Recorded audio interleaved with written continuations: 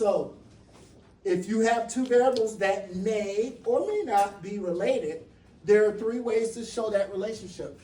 You can visualize it, you can quantify it, you can model, okay? So visualize just means making graphs, quantify means we can calculate something, model means we can create a formula that shows the relationship between the variables, all right?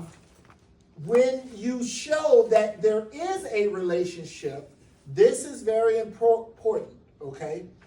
When you say that two variables are related, we're saying that they are associated, okay? That there's an association, but not causation. Do y'all know the difference between these two words? If there's anybody that needs me to explain it, I can explain it, it's no problem, okay? Okay, no problem. So associate, relationship, okay? What word can you see in causation? Cause. So, I got in an accident, and the cause of that is the weather. You see what I'm saying? You can't, so when you show that two variables are associated, you can't say that this variable caused the behavior of this variable to happen. You understand? You cannot say that this is the cause of it, okay? You can just say that they are highly associated, all right? Okay, before I go on, there's a very popular term that says association does not imply causation. So again, if you establish that two variables are highly associated, you cannot say that one variable caused the behavior of another variable. Okay. So association does not imply causation. All right. Okay, here's our example we're going to use for this PowerPoint. Okay. You're tasked with modeling the behavior of episode total as a function of the other attributes collected daily on Price is Right tapings. Using season 53 data containing 188 tapings, you must eventually create a model that predicts episode total, so how much money was won by all the contestants on the show, based on any correlated independent variables, okay?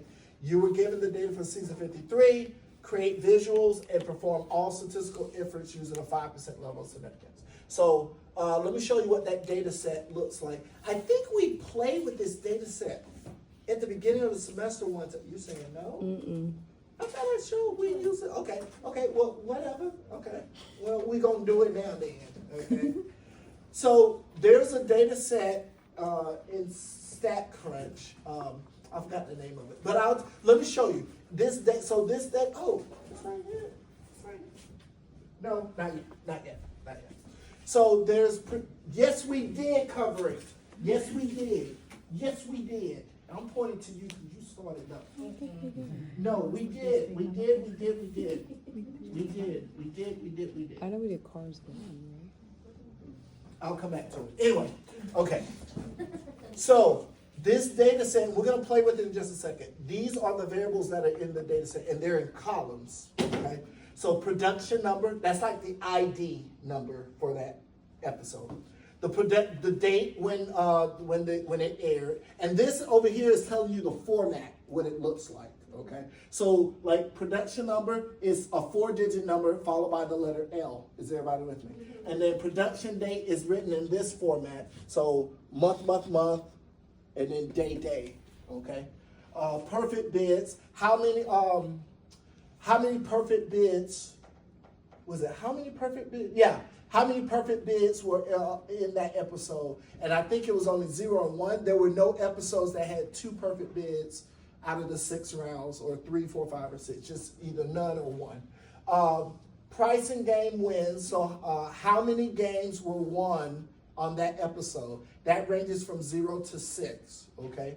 The number of partial wins, that's 0 to 6. And then we don't need to do the losses, because it's just a complement. I believe it's just a complement of the wins. How many bonus spins? How many contestants spun a wheel, spun $1? and then they get to do the bonus spin. So either none of them, 1, 2, or all 3 contestants when they got to the big wheel. How many cars were won on that episode? How many cars were offered on that episode? And then was that a special episode? Was it a special taping of an episode? Either, this is a dummy variable, either dichotomous dummy variable. Either 1 is yes, 0 is no, and then episode total. So this is our response variable here, okay? We're trying, and then the reason why we have these Price is Right signs is to say these are the 2 variables we're gonna play with for right now. We're gonna see how does the number of pricing game wins impact episode total. Is everybody with me? Now, it should be common sense. The more games that you win, the more games that are won, the more money that is won on the show, right? You don't win and lose money. So of course, we should not be surprised that the relationship between these 2 variables, is it positive or negative? Positive, right? The more games you win, the more that the episode accumulated in total winnings. Is everybody with me? All right, so here's the data set. I swear, y'all, I know we played with this data set. That we did. Yes. We did. See that? Yes, you did. I can point to. I think because it wasn't in columns. Yeah, we played with a couple of these columns, I remember. Yeah, we did. So, yeah, but anyway, I'm not mad. Actually, A little mad, but not mad. I remember seeing that. Anyway, these are the 2 columns we're going to play with. But then when we get to the next PowerPoint, which is, what is it, 10.3 or 10.4 or something? What is this, 11.3? 10. Yeah, 10.3 and 10.4. Then we're going to say, can we look at like 3 independent variables or 4 independent variables, and how does that impact episode total? All right, so these are the variables, these are the columns of data we're going to play with. The number of wins and the episode total. And this is in thousands of dollars. So like for example, this 58.912, that's not $58.91. You have to multiply this by 1,000. Is everybody with me? So that's $58,912. Okay. So the data was rounded to the nearest thousand of dollars. Okay. Okay. So that's the data set we're going to play with. The first thing we want to do, remember, going back here, you stay there. Remember, we're going to talk about how can you visualize the relationship between those 2 variables? How can you quantify the relationship between those 2 variables? And then finally, can we create a formula or a model that shows the relationship between the 2 variables, okay? So after we show that there's a relationship and we can quantify, then can we create a formula where if you know how many games are won on an episode, you can predict what the total will be, right? The episode total will be, okay? So that's what we're leading to, okay? We'll start with visualize. The way we visualize is to create a scatter plot, okay? Scatter plot is just a graph of paired quantitative data. So you have some level of experience of making a scatter plot. When you took algebra and you graphed XY axis, right? Is everybody with me so far? You made, believe it or not, that's a scatter plot. And you plotted points along the X and the Y axis.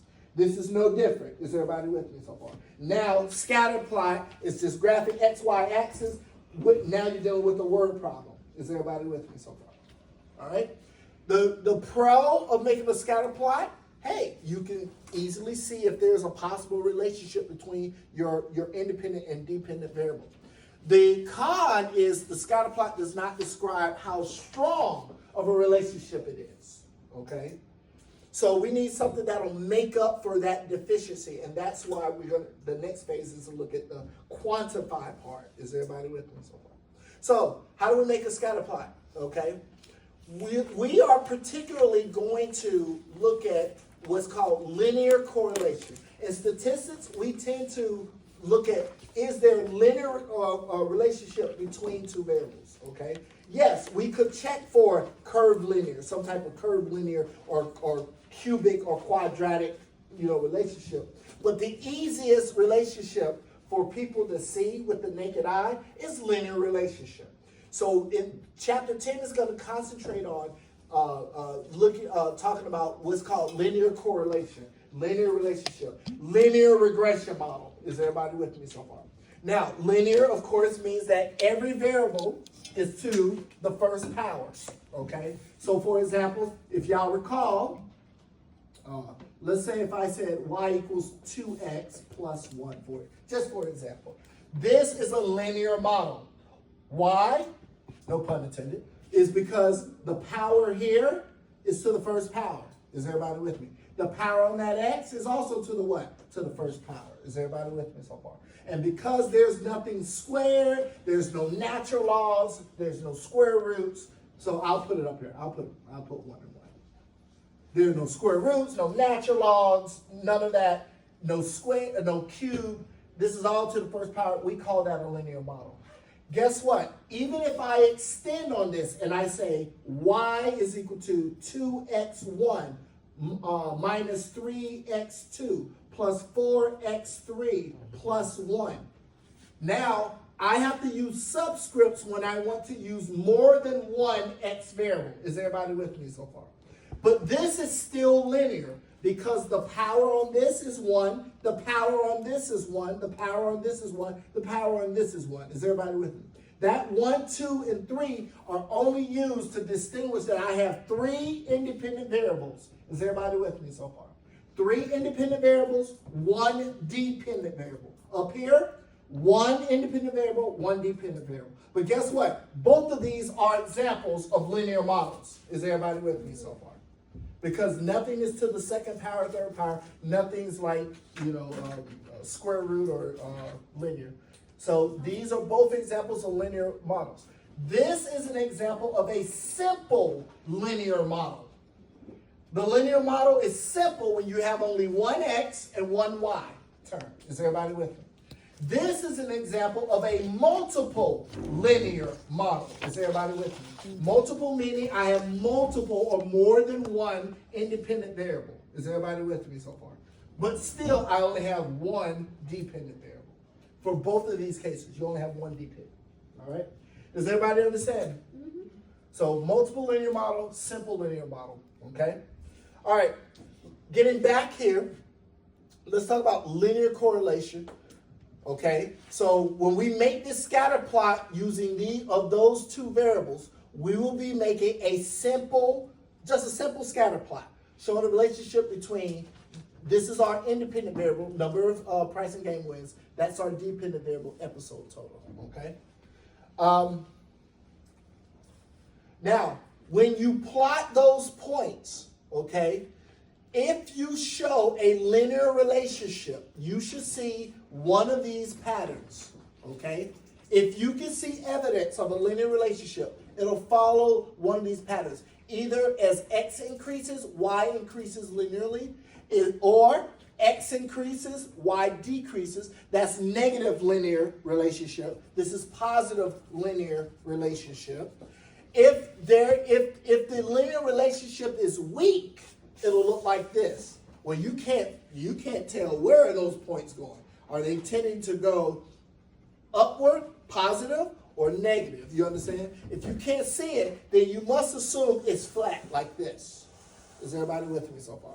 If you can't see a pattern easily like this or this, then you assume that the linear relationship is flat. And let me say this, horizontal.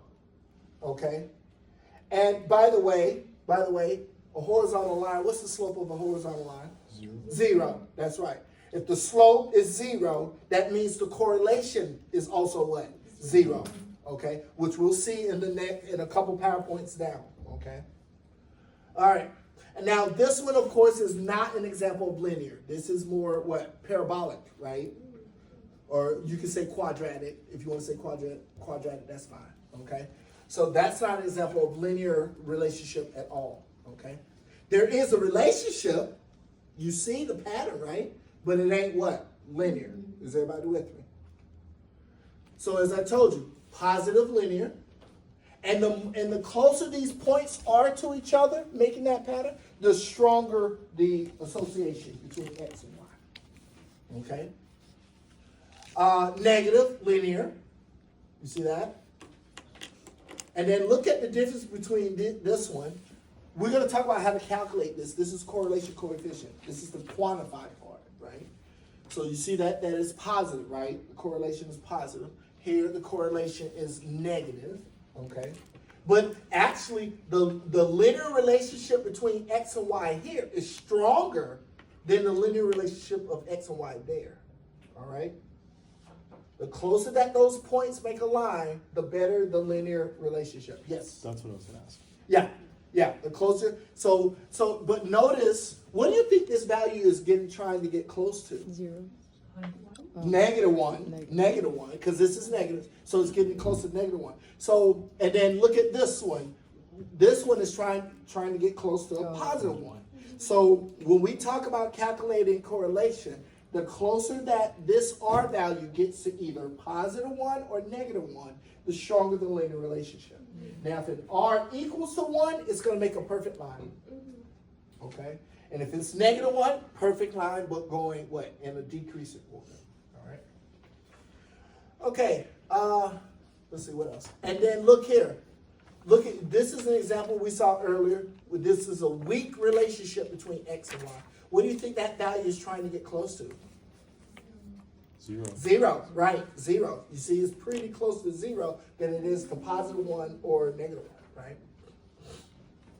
So the closer the R value, correlation value gets to 0, the weaker the linear association. Again, I will talk about how to calculate that just shortly. Yeah. So if it does hit 0, that means it's just a horizontal line. It's just a horizontal line. The best line, the line that best fit that data is just gonna be a horizontal line.